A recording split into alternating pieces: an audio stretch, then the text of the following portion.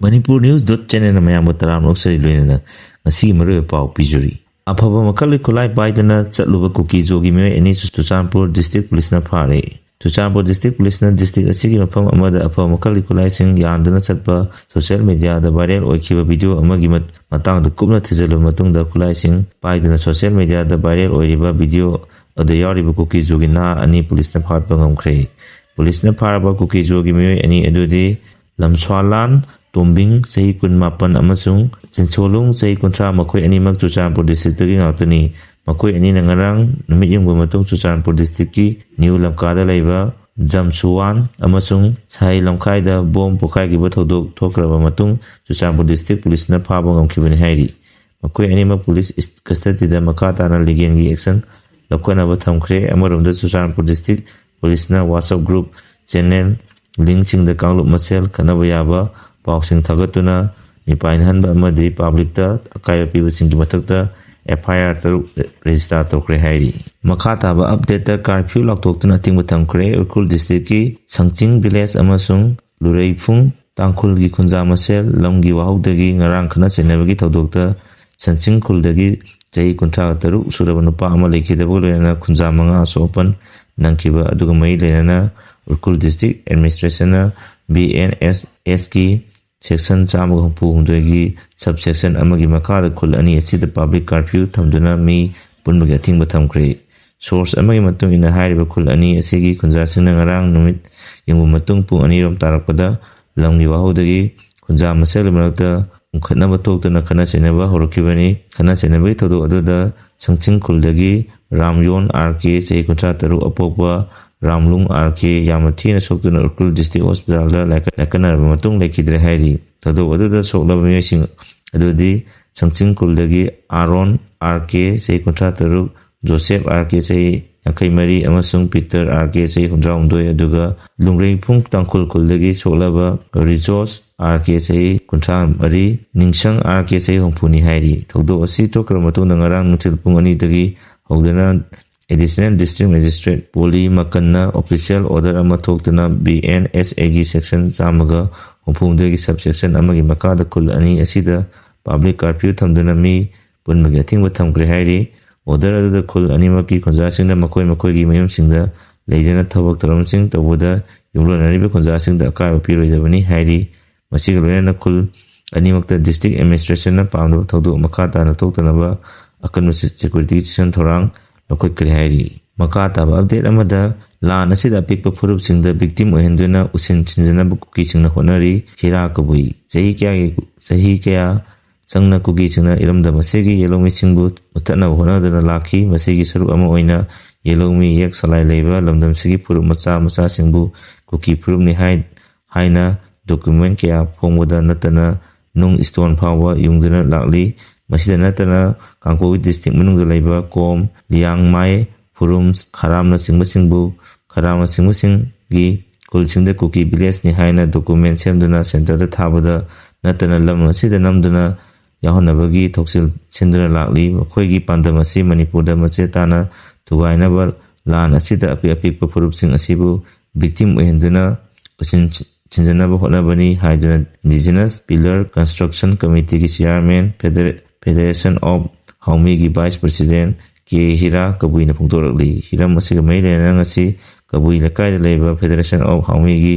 loisangda pangthokiba pawgi pham amada mahang makha taduna hai Aimol Anal Chiru Chothe Koirao Koireng Kom Maring Yomon Monsang Purumna singmasing asi Kuki tribe da chinghanaba honarakwa asigi mayokta yek salai leiba phurup sing asida kayara hanna makoi Kuki tribe na ti haina chengtokiba leikrabasu ikai kangdaba machin thibada akiba yaudaba Kuki singna pipa tribe singbu Kuki phurupta chingchenaba honabadi leptri ekhoi yelongmi phurupu kanjanaba Federation of Haumi na yelongmi yek salai leiba phurup kunmanga gi ming hakpa Indigenous Pillar ama Sombung kabui kunjauda lam piduna yungnabagi thorang loisalakle tha asigi kunmathoida pillar asigi akoibada u thabagi thoram ama pangthokani masdi yelongmi phurup kunmanga singi luchingba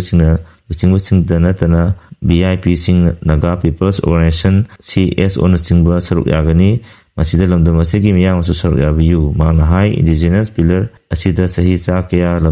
ꯏꯔꯝꯗꯝ ꯑꯁꯤꯒꯤ ꯌꯦꯛ ꯁꯂꯥꯏ ꯂꯩꯕ ꯐꯨꯔꯨꯞꯁꯤꯡꯒꯤ ꯁꯛꯇꯝ ꯑꯃ ꯑꯣꯏꯗꯨꯅ ꯍꯧꯔꯛꯂꯤꯕ ꯏꯔꯣꯜꯁꯤꯡꯗ ꯈꯪꯕ ꯉꯝꯂꯒꯅꯤ ꯍꯥꯏꯔꯤ꯫ ꯃꯈꯥ ꯇꯥꯕ ꯑꯞꯗꯦꯠ ꯑꯃꯗ ꯁꯤꯑꯦꯝ ꯑꯣꯏꯕ ꯑꯣꯏꯗꯕ ꯂꯩꯕꯥꯛ ꯀꯟꯅꯕꯒꯤ ꯊꯕꯛꯇꯤ ꯇꯧꯈꯤꯅꯤ ꯕꯤꯔꯦꯟ꯫ ꯃꯃꯥꯡꯒꯤ ꯄꯣꯄꯨꯂꯔ ꯒꯣꯚꯔꯟꯃꯦꯟꯠ ꯂꯩꯔꯤꯉꯩꯗ ꯄꯥꯏꯈꯠꯂꯝꯕ ꯃꯅꯤꯄꯨꯔ ꯏꯀꯣꯅꯣꯃꯤꯛ ꯔꯤꯚꯥꯏꯚꯦꯜ ꯃꯤꯁꯟꯒꯤ ꯃꯈꯥꯗ ꯇꯣꯉꯥꯟ ꯇꯣꯉꯥꯟꯕ ꯈꯨꯡꯒꯪꯁꯤꯡꯒꯤ ꯅꯨꯄꯤꯁꯤꯡ ꯑꯃꯗꯤ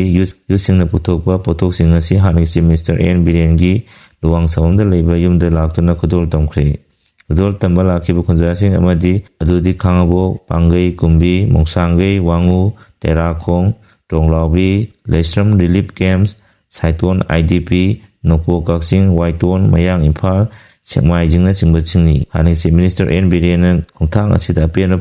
ꯐꯣꯡꯗꯣꯛꯂꯗꯨꯅ ꯃꯍꯥꯛ ꯃꯈꯥ ꯇꯥꯅ ꯁꯤꯑꯦꯝ ꯑꯣꯏꯕ ꯑꯣꯏꯗꯕ ꯂꯩꯕꯥꯛꯀꯤ ꯑꯃꯗꯤ ꯃꯤꯌꯥꯝꯒꯤꯗꯃꯛ ꯃꯈꯥ ꯇꯥꯅ ꯊꯕꯛ ꯇꯧꯈꯤꯒꯅꯤ ꯍꯥꯏꯅ ꯂꯥꯛꯂꯤꯕ ꯃꯤꯌꯥꯝ ꯑꯗꯨ ꯊꯥꯖꯕ ꯄꯤꯈ꯭ꯔꯦ꯫ ꯕꯤꯔꯦꯟꯅ ꯍꯥꯏ ꯏꯔꯥꯡ ꯂꯥꯛꯇ꯭ꯔꯤꯉꯩ ꯍꯧꯈꯤꯕ ꯆꯍꯤ 6ꯂꯣꯝ ꯑꯗꯨꯗ ꯃꯅꯤꯄꯨꯔ ꯏꯪꯅ ꯆꯤꯡꯅ ꯄꯥꯟꯕ ꯂꯝꯗꯝ ꯑꯃ ꯑꯣꯏꯔꯛꯈꯤꯕꯅꯤ꯫ ꯆꯥꯎꯈꯠ ꯊꯧꯔꯥꯡꯒꯤ ꯂꯝꯗꯁꯨ ꯃꯅꯤꯄꯨꯔ ꯃꯥꯏ ꯄꯥꯛꯅ ꯆꯪꯁꯤꯟꯕ ꯉꯝꯗꯨꯅ ꯁꯤꯡꯊꯥꯅꯤꯡꯉꯥꯏ ꯑꯣꯏꯕ ꯊꯕꯛ ꯊꯧꯔꯝ ꯀꯌꯥ ꯄꯥꯏꯈꯠꯈꯤ꯫ ꯑꯗꯨꯕꯨ ꯏꯪꯇꯞꯄ ꯄꯥꯝꯗꯕ ꯑꯄꯨꯟꯕꯒꯤ ꯁꯛꯇꯝ ꯊꯨꯒꯥꯏꯅꯤꯡꯕ ꯈꯔꯅ ꯌꯦꯜꯂꯧꯃꯤꯁꯤꯡꯒꯤ ꯃꯊꯛꯇ ꯂꯥꯟꯗꯥ ꯆꯠꯊꯔꯛꯄꯗꯒꯤ ꯉꯁꯤꯒꯤ ꯐꯤꯚꯝ ꯑꯁꯤ ꯌꯧꯔꯛꯈꯤꯕꯅꯤ꯫ ꯑꯗꯨꯕꯨ ꯂꯩꯕꯥꯛꯀꯤꯗꯃꯛ ꯑꯃꯗꯤ ꯏꯐꯨꯔꯨꯞ ꯀꯟꯅꯕꯒꯤꯗꯃꯛ ꯆꯣꯡꯊꯣꯔꯛꯈꯤꯕ ꯏꯆꯥ ꯏꯅꯥꯎꯁꯤꯡꯕꯨ ꯃꯇꯝ ꯆꯥꯅ ꯉꯥꯛꯊꯣꯛꯍꯧꯕꯗꯒꯤ ꯃꯤꯆꯝ ꯃꯤꯌꯥꯝ ꯍꯤꯡꯍꯧꯕꯅꯤ꯫ ꯑꯩꯈꯣꯏ ꯏꯁꯣꯔꯗ ꯊꯥꯖꯕ ꯊꯝꯖꯩ ꯑꯩꯈꯣꯏꯅ ꯁꯣꯏꯗꯅ ꯃꯥꯏ ꯄꯥꯛꯀꯅꯤ꯫ ꯂꯝꯗꯝ ꯑꯁꯤꯗ ꯂꯩꯃꯤꯟꯅꯔꯤꯕ ꯌꯦꯜꯂꯧ ꯐꯨꯔꯨꯞꯁꯤꯡ ꯂꯤꯡꯖꯦꯜ ꯃꯥꯟꯅꯅ ꯍꯤꯡꯃꯤꯟꯅꯁꯤ꯫ ꯑꯩꯈꯣꯏ ꯃꯩꯇꯩꯒꯤ ꯃꯔꯛꯇ ꯆꯤꯡꯊꯅꯕꯒꯤ ꯀꯜꯆꯔ ꯑꯃ ꯂꯩꯔꯤꯕ ꯑꯁꯤ ꯊꯥꯗꯣꯛꯄ ꯇꯉꯥꯏ ꯐꯗꯦ꯫ ꯃꯁꯤꯅ ꯑꯩꯈꯣꯏ ꯂꯤꯡꯖꯦꯜ ꯃꯥꯟꯅꯗꯕꯅ ꯃꯆꯥꯛ ꯑꯣꯏꯍꯜꯂꯤ ꯍꯥꯏꯔꯗꯨꯅ ꯑꯩꯈꯣꯏꯒꯤ ꯈꯨꯟꯅꯥꯏ ꯑꯁꯤ ꯊꯛꯁꯤ ꯈꯥꯁꯤꯗ ꯀꯥꯏꯊꯔꯛꯂꯤ꯫ ꯃꯁꯤꯗ ꯑꯀꯟꯕ ꯃꯤꯠꯌꯦꯡ ꯆꯪꯍꯧꯕ ꯇꯉꯥいꯐꯗꯦ꯫ ꯑꯩꯈꯣꯏꯒꯤ ꯏꯄꯥ ꯏꯄꯨꯁꯤꯡꯗ ꯇꯝꯕꯤꯔꯝꯕ ꯍꯧꯅ ꯂꯣꯟꯆꯠꯁꯤꯡ ꯇꯨꯡ ꯏꯟꯕ ꯆꯪꯏ ꯍꯥꯏꯈꯤ꯫ ꯃꯅꯤꯄꯨꯔꯗ ꯄꯣꯄꯨꯂꯔ ꯒꯣꯚꯔꯟꯃꯦꯟꯠ ꯁꯦꯝꯅꯅꯕ MLA ꯈꯔꯅ ꯄ꯭ꯔꯥꯏꯝ ꯃꯤꯅꯤꯁꯇꯔꯗ ꯇꯛꯁꯟꯅꯕ ꯁꯦꯝ ꯁꯥꯈ꯭ꯔꯦ꯫ ꯃꯅꯤꯄꯨꯔꯗ ꯄꯔꯁꯣꯅꯦꯜ ꯔꯨꯜ ꯊꯝꯈꯤꯕ ꯊꯥ 2ꯒꯤ ꯃꯇꯨꯡ MLA ꯈꯔꯅ ꯑꯃꯨꯛ ꯍꯟꯅ ꯄꯣꯄꯨꯂꯔ ꯒꯣꯚꯔꯟꯃꯦꯟꯠ ꯑꯃ ꯁꯦꯝꯅꯅꯕ ꯄ꯭ꯔꯥꯏꯝ ꯃꯤꯅꯤꯁꯇꯔ ꯑꯃꯗꯤ ꯍꯣꯝ ꯃꯤꯅꯤꯁꯇꯔꯗ ꯆꯦꯔꯣꯜ ꯑꯃ ꯄꯤꯁꯟꯅꯕ ꯁꯦꯝ ꯁꯥꯈꯤꯕ ꯂꯣꯏꯅꯅ BJP ꯑꯃꯁꯨꯡ NPPꯒꯤ ꯌꯥꯝꯗ꯭ꯔꯕꯗ MLA 19ꯗꯤ ꯍꯥꯟꯅꯅ ꯆꯦꯔꯣꯜ ꯑꯁꯤꯗ ꯃꯁꯥ ꯃꯁꯥꯒꯤ ꯈꯨꯌꯦꯛ ꯄꯤꯈ꯭ꯔꯦ ꯍꯥꯏꯔꯤ꯫ ꯊꯥꯖꯕ ꯌꯥꯕ ꯄꯥꯎꯒꯤ ꯂꯤꯈꯨꯟ ꯑꯃꯒꯤ ꯃꯇꯨꯡ ꯏꯟꯅ ꯃꯅꯤꯄꯨꯔꯗ ꯊꯝꯂꯤꯕ ꯄꯔꯁꯣꯅꯦꯜ ꯔꯨꯜ ꯑꯁꯤ ꯂꯧꯊꯣꯛꯇꯨꯅ ꯑꯃꯨꯛ ꯍꯟꯅ ꯗꯦꯃꯣꯀ꯭ꯔꯦꯇꯤꯀꯦꯜ ꯏꯂꯦꯛꯇꯦꯗ ꯒꯣꯚꯔꯟꯃꯦꯟꯠ ꯑꯃ ꯂꯩꯍꯟꯅꯕ ꯄ꯭ꯔꯥꯏꯝ ꯃꯤꯅꯤꯁꯇꯔ ꯅꯔꯦꯟꯗ꯭ꯔ ꯃꯣꯗꯤ ꯑꯃꯁꯨꯡ ꯌꯨꯅꯤꯌꯟ ꯍꯣꯝ ꯃꯤꯅꯤꯁꯇꯔ ꯑꯃꯤꯠ ꯁꯥꯍꯗ ꯆꯦꯔꯣꯜ ꯑꯃ ꯄꯤꯗꯨꯅ ꯇꯛꯁꯟꯅꯕ BJP ꯑꯃꯁꯨꯡ NPP ꯌꯥꯎꯅ ꯌꯥꯝꯗ꯭ꯔꯕꯗ MLA 10 ꯂꯣꯝꯅ ꯁꯦꯝ ꯁꯥꯕ ꯂꯣꯏꯔꯦ꯫ ꯆꯍꯤ ꯑꯁꯤꯒꯤ ꯐꯦꯕ꯭ꯔꯨꯋꯥꯔꯤ 7ꯗ ꯅꯣꯡꯊꯣꯝꯕꯝ ꯕꯤꯔꯦꯟꯅ ꯆꯤꯐ ꯃꯤꯅꯤꯁꯇꯔ ꯐꯝ ꯊꯥꯗꯣꯛꯈꯤꯕ ꯂꯣꯏꯅꯅ ꯐꯦꯕ꯭ꯔꯨꯋꯥꯔꯤ 16ꯗꯒꯤ ꯃꯅꯤꯄꯨꯔꯗ ꯄꯔꯁꯣꯅꯦꯜ ꯔꯨꯜ ꯊꯝꯂꯛꯈ꯭ꯔꯕ ꯊꯥ 2ꯒꯤ ꯃꯇꯨꯡ ꯑꯁꯤꯒꯨꯝꯕ ꯔꯥꯖꯅꯤꯇꯤꯒꯤ ꯑꯅꯧꯕ ꯈꯣꯡꯊꯥꯡ ꯑꯃ ꯂꯥꯛꯈꯤꯕꯅꯤ꯫ ꯄꯥꯎ ꯑꯁꯤꯅ ꯃꯈꯥ ꯇꯥꯔꯗꯨꯅ ꯄ꯭ꯔꯥꯏꯝ ꯃꯤꯅꯤꯁꯇꯔ ꯑꯃꯁꯨꯡ ꯍꯣꯝ ꯃꯤꯅꯤꯁꯇꯔꯗ ꯄꯤꯁꯟꯒꯗꯧꯔꯤꯕ ꯆꯦꯔꯣꯜ ꯑꯁꯤꯗ ꯍꯥꯟꯅꯅ MLA 18ꯔꯣꯝꯗꯤ ꯃꯁꯥ ꯃꯁꯥꯒꯤ ꯈꯨꯌꯦꯛ ꯄꯤꯈ꯭ꯔꯦ꯫ ꯑꯗꯨꯒ MLA 4 ꯑꯃꯅ ꯍꯧꯖꯤꯛ ꯗꯤꯜꯂꯤꯗ ꯂꯩꯕꯅ ꯃꯈꯣꯏꯒꯤ ꯈꯨꯌꯦꯛ ꯄꯤꯗ꯭ꯔꯤ꯫ ꯃꯔꯛꯁꯤꯗ ꯗꯤꯜꯂꯤꯗ ꯂꯩꯔꯤꯕ MLAꯁꯤꯡꯒꯤ ꯈꯨꯌꯦꯛ ꯂꯧꯅꯅꯕ MLA ꯈꯔ ꯗꯤꯜꯂꯤꯒꯤꯗꯃꯛ ꯏꯝꯐꯥꯜ ꯊꯥꯗꯣꯛꯈ꯭ꯔꯦ꯫ ꯄꯣꯄꯨꯂꯔ ꯒꯣꯚꯔꯟꯃꯦꯟꯠ ꯑꯃ ꯁꯦꯝꯅꯕꯒꯤ ꯊꯧꯔꯥꯡ ꯑꯁꯤ BJPꯒꯤ MLA ꯈꯨꯗꯤꯡꯃꯛ ꯑꯄꯥꯝꯕꯗꯤ ꯑꯣꯏꯗ꯭ꯔꯤ꯫ BJP ꯃꯅꯨꯡꯗ ꯅꯝꯄꯥꯛ ꯇꯥꯟꯅꯕꯒ ꯂꯣꯏꯅꯅ MLA ꯈꯔꯗꯤ ꯆꯦꯔꯣꯜ ꯑꯁꯤꯗ ꯃꯁꯥꯒꯤ ꯈꯨꯌꯦꯛ ꯄꯤꯌꯨ ꯍꯥꯏꯕ ꯌꯥꯗꯅ ꯂꯩꯔꯤ ꯍꯥꯏꯔꯤ꯫ ꯃꯅꯤꯄꯨꯔꯗ ꯄꯔꯁꯣꯅꯦꯜ ꯔꯨꯜ ꯊꯝꯂꯛꯄꯗ ꯁ꯭ꯇꯦꯠ ꯑꯁꯤꯒꯤ ꯃꯤꯌꯥꯝꯅ ꯌꯥꯅꯤꯡꯗꯕ ꯐꯣꯡꯗꯣꯛꯇꯨꯅ ꯂꯥꯛꯄꯒ ꯂꯣꯏꯅꯅ ꯗꯦꯃꯣꯀ꯭ꯔꯦꯇꯤꯀꯦꯜꯂꯤ ꯏꯂꯦꯛꯇꯦꯗ ꯒꯣꯚꯔꯟꯃꯦꯟꯠ ꯑꯃ ꯁꯦꯝꯅꯅꯕ ꯗꯤꯃꯥꯟꯗ ꯇꯧꯗꯨꯅ ꯂꯥꯛꯈꯤꯕꯅꯤ꯫ ꯂꯣꯏꯅꯅ BJPꯒꯤ MLA ꯀꯌꯥ ꯑꯃꯅꯁꯨ ꯍꯥꯟꯅꯒꯤ ꯆꯤꯐ ꯃꯤꯅꯤꯁꯇꯔ ꯅꯣꯡꯊꯣꯝꯕꯝ ꯕꯤꯔꯦꯟꯒꯤ ꯂꯩꯉꯥꯛ ꯁꯥꯁꯟꯗ ꯄꯦꯟꯗꯕ ꯑꯃꯗꯤ ꯌꯥꯅꯤꯡꯗꯕ ꯐꯣꯡꯗꯣꯛꯅꯔꯛꯈꯤꯕ ꯂꯩꯈ꯭ꯔꯕꯅꯤ꯫ ꯅꯤꯡꯁꯤꯡꯕ ꯌꯥꯕꯗꯤ ꯃꯃꯥꯡ ꯆꯍꯤ ꯁꯣꯛ 2024ꯒꯤ ꯅꯕꯦꯝꯕꯔ 18ꯗ ꯅꯦꯁꯅꯦꯜ ꯄꯤꯄꯜꯁ ꯄꯥꯔꯇꯤ NPPꯅ ꯑꯦꯟ ꯕꯤꯔꯦꯟꯅ ꯂꯨꯆꯤꯡꯕ ꯂꯩꯉꯥꯛ ꯑꯁꯤꯗ ꯃꯅꯤꯄꯨꯔꯗ ꯏꯪꯇꯞꯄ ꯄꯨꯔꯛꯄ ꯉꯝꯗ꯭ꯔꯦ ꯍꯥꯏꯅ ꯃꯔꯥꯜ ꯁꯤꯗꯨꯅ ꯂꯩꯉꯥꯛꯇ ꯁꯧꯒꯠꯄ ꯊꯣꯛꯈꯤꯕꯅꯤ꯫ ꯔꯥꯖꯅꯤꯇꯤꯒꯤ ꯑꯣꯏꯕ ꯑꯁꯤꯒꯨꯝꯕ ꯆꯔꯥꯡꯅꯕ ꯐꯤꯚꯝ ꯑꯃ ꯂꯩꯔꯛꯄ ꯃꯅꯨꯡ ꯆꯍꯤ ꯑꯁꯤꯒꯤ ꯐꯦꯕ꯭ꯔꯨꯋꯥꯔꯤ 8ꯗ ꯍꯥꯟꯅꯒꯤ ꯆꯤꯐ ꯃꯤꯅꯤꯁꯇꯔ ꯅꯣꯡꯊꯣꯝꯕꯝ ꯕꯤꯔꯦꯟꯅ ꯗꯤꯜꯂꯤꯗ ꯌꯨꯅꯤꯌꯟ ꯍꯣꯝ ꯃꯤꯅꯤꯁꯇꯔ ꯎꯅꯔꯕ ꯃꯇꯨꯡ ꯏꯝꯐꯥꯜꯗ ꯍꯜꯂꯛꯂꯒ ꯅꯨꯃꯤꯠ ꯑꯁꯤꯃꯛꯇꯗ ꯃꯅꯤꯄꯨꯔꯒꯤ ꯒꯚꯔꯅꯔ ꯑꯖꯌ ꯀꯨꯃꯥꯔ ꯚꯜꯂꯥꯗ ꯃꯍꯥꯛ ꯃꯁꯥ ꯆꯠꯇꯨꯅ ꯆꯤꯐ ꯃꯤꯅꯤꯁꯇꯔ ꯐꯝ ꯊꯥꯗꯣꯛꯄꯒꯤ ꯆꯦꯔꯣꯜ ꯄꯤꯁꯟꯈꯤꯕꯅꯤ꯫ ꯆꯤꯐ ꯃꯤꯅꯤꯁꯇꯔ ꯐꯝ ꯊꯥꯗꯣꯛꯈꯤꯕ ꯑꯁꯤꯃꯛꯅ ꯃꯅꯤꯄꯨꯔꯗ ꯄꯔꯁꯣꯅꯦꯜ ꯔꯨꯜ ꯂꯥꯛꯅꯕꯒꯤ ꯑꯆꯧꯕ ꯃꯔꯝ ꯑꯃ ꯑꯣꯏꯈꯤꯕꯅꯤ꯫ ꯍꯧꯖꯤꯛꯀꯤ ꯑꯣꯏꯅ ꯁꯤꯠ 40 ꯂꯩꯕ ꯃꯅꯤꯄꯨꯔ ꯂꯦꯖꯤꯁꯂꯦꯇꯤꯚ ꯑꯦꯁꯦꯝꯕ꯭ꯂꯤꯗ BJPꯅ ꯁꯤꯠ 38 ꯑꯗꯨꯒ NPPꯅ ꯁꯤꯠ 6 ꯂꯩꯔꯤꯕꯅꯤ꯫ ꯄ꯭ꯔꯥꯏꯝ ꯃꯤꯅꯤꯁꯇꯔ ꯑꯃꯁꯨꯡ ꯍꯣꯝ ꯃꯤꯅꯤꯁꯇꯔꯅ ꯄꯤꯁꯟꯅꯕ ꯁꯦꯝ ꯁꯥꯔꯤꯕ ꯆꯦꯔꯣꯜ ꯑꯁꯤꯗ BJP ꯑꯃꯁꯨꯡ NPPꯒꯤ MLA 10 ꯍꯦꯟꯕꯅ ꯃꯅꯤꯄꯨꯔꯗ ꯄꯣꯄꯨꯂꯔ ꯒꯣꯚꯔꯟꯃꯦꯟꯠ ꯑꯃ ꯁꯦꯝꯅꯕ ꯗꯤꯃꯥꯟꯗ ꯑꯁꯤꯗ ꯁꯧꯒꯠꯂꯤ ꯍꯥꯏꯅ ꯀ꯭ꯂꯦꯝ ꯇꯧꯔꯤ꯫ ꯃꯔꯛꯁꯤꯗ ꯅꯦꯁꯅꯦꯜ ꯄꯤꯄꯜꯁ ꯄꯥꯔꯇꯤ ꯃꯅꯤꯄꯨꯔ ꯁ꯭ꯇꯦꯠꯀꯤ ꯄ꯭ꯔꯁꯤꯗꯦꯟꯠ ꯌꯨꯝꯅꯥꯝ ꯖꯣꯏꯀꯨꯃꯥꯔꯅꯗꯤ ꯄ꯭ꯔꯥꯏꯝ ꯃꯤꯅꯤꯁꯇꯔ ꯑꯃꯁꯨꯡ ꯌꯨꯅꯤꯌꯟ ꯍꯣꯝ ꯃꯤꯅꯤꯁꯇꯔꯗ ꯑꯁꯤꯒꯨꯝꯕ ꯆꯦꯔꯣꯜ ꯑꯃ ꯄꯤꯁꯟꯅꯕ ꯁꯦꯝ ꯁꯥꯕꯒꯤ ꯃꯍꯥꯛ ꯀꯔꯤꯒꯨꯝꯕ ꯑꯃꯠꯇ ꯈꯪꯕ ꯂꯩꯇꯦ ꯑꯃꯗꯤ ꯃꯁꯤꯗ NPPꯒꯤ MLAꯁꯤꯡ ꯁꯔꯨꯛ ꯌꯥꯏ ꯍꯥꯏꯕꯁꯨ ꯈꯪꯗꯦ ꯍꯥꯏꯅ ꯐꯣꯡꯗꯣꯔꯛꯄ ꯂꯣꯏꯅꯅ MLA-ꯁꯤꯡꯗ ꯃꯤꯈꯜ ꯑꯃꯨꯛ ꯍꯟꯅ ꯄꯥꯡꯊꯣꯛꯄ ꯄꯥꯝꯂꯕꯗꯤ ꯃꯗꯨ ꯃꯈꯣꯏꯒꯤ ꯃꯁꯥꯒꯤ ꯋꯥꯔꯦꯞꯅꯤ ꯍꯥꯏꯔꯤ꯫ ꯀꯨꯝꯖꯥ ꯁꯣꯛ 2019ꯒꯤ ꯃꯦ 3ꯗꯒꯤ ꯃꯩꯇꯩ ꯑꯃꯁꯨꯡ ꯀꯨꯀꯤ ꯀꯝꯃ꯭ꯌꯨꯅꯤꯇꯤ ꯑꯅꯤꯒꯤ ꯃꯔꯛꯇ ꯍꯤꯡꯁꯥꯒꯤ ꯊꯧꯗꯣꯛꯁꯤꯡ ꯊꯣꯛꯂꯛꯄꯒ ꯂꯣꯏꯅꯅ ꯂꯩꯉꯥꯛ ꯁꯥꯁꯟꯗ ꯑꯆꯧꯕ ꯑꯀꯥꯏꯕ ꯑꯃ ꯑꯣꯏꯔꯛꯄꯗꯒꯤ ꯃꯅꯤꯄꯨꯔꯗ ꯄꯣꯂꯤꯇꯤꯀꯦꯜ ꯑꯃꯗꯤ ꯑꯦꯗꯃꯤꯅꯤꯁꯇ꯭ꯔꯦꯇꯤꯚꯀꯤ ꯊꯕꯛꯇ ꯈꯨꯠ ꯊꯤꯡꯖꯤꯟꯕꯤꯅꯅꯕ ꯋꯥꯐꯝ ꯀꯌꯥ ꯂꯥꯛꯈꯤꯕꯅꯤ꯫ ꯄꯥꯎ ꯑꯁꯤꯒ ꯂꯣꯏꯅꯅ ꯉꯁꯤꯒꯤꯗꯤ ꯃꯔꯨꯑꯣꯏꯕ ꯄꯥꯎ ꯄꯤꯖꯕ ꯃꯇꯥꯡ ꯑꯁꯤ ꯂꯣꯏꯖꯔꯦ꯫ ꯃꯈꯥ ꯇꯥꯕ ꯑꯞꯗꯦꯠꯀꯤꯗꯃꯛ ꯃꯌꯥꯝ ꯄꯨꯟꯅ ꯉꯥꯏꯃꯤꯟꯅꯁꯤ꯫ ꯂꯣꯏꯅꯅ ꯆꯦꯅꯦꯜ ꯑꯁꯤꯕꯨ ꯅꯨꯡꯁꯤꯕꯤꯗꯨꯅ ꯂꯥꯏꯛ ꯑꯃꯗꯤ ꯁꯕꯁꯀ꯭ꯔꯥꯏꯕ ꯇꯧꯕꯤꯔꯝꯃꯨ꯫